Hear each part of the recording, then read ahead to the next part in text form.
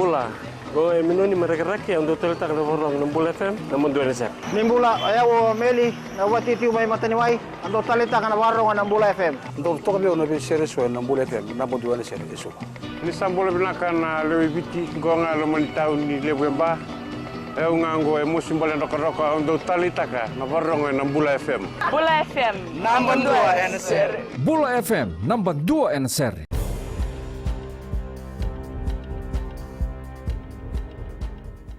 Ni sambul binaka. Se kwe ngo na Vakaleleka ni nonde tutu kwe nambungi ende dai. E pakatakila me berto na Financial Intelligence Unit erote ninduan nan rau bitu sang luka $5 milion na lebu ni labong garabi na takataka pagilawaki na magsauti. Warita katigo ni tutu ngo nan direkta ni matambose o razim baks katugo na ningo e o katitigo kina e ono nan rau kede na kisindu ni takataka pagilawaki. Tolu nan rau ruas sama kondua e kisi ni kena siang ni somi ni bata wakina na dinggomi bagat taweloa na ilabo ke na kena durma ki mai bagat buto e na nando panua na ilabo bunga na kisi esa bakau kena tambah ni kas tambah ke na bata merato nang garabi kina na be banggangai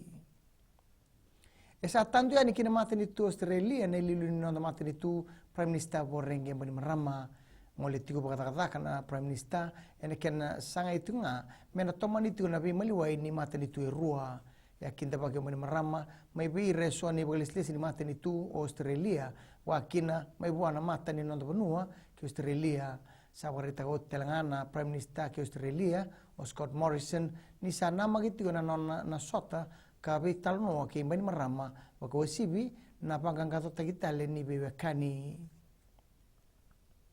Warita ni balisles ni eliu na palimendi o iliasa raindunduba ni sanga ni kilao koya ni andondonu me ando walanga na ilabe ni alo katoni me abarauta me baleta na be kayayado ena ken romaliwa na Prime Minister borenge mani marama ken alo ni toni be sanga opio tikundundua de tungana buni bola wakatao ni palimendi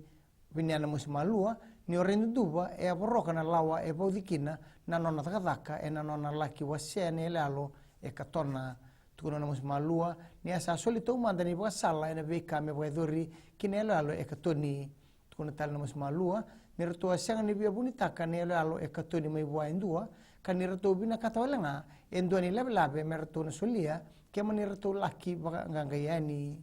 ia mai tukuno re ndunduba ni sang ni kila endo naka e sa mai tukuni tiko ia reto se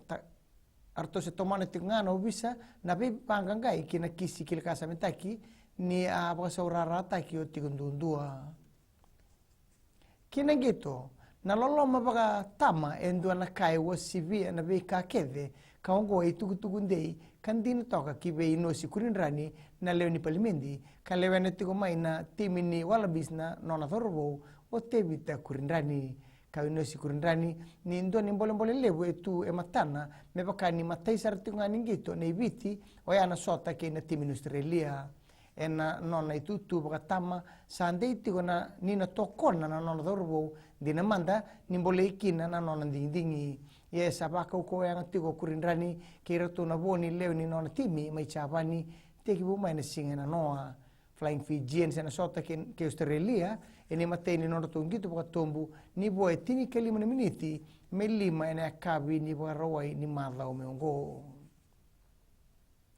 mai da vekir na Vakaleleka ni nonde tukutuku na kene kuri erano na seman steseni na Radio Fiji 1 kinambula FM ni bwading minaka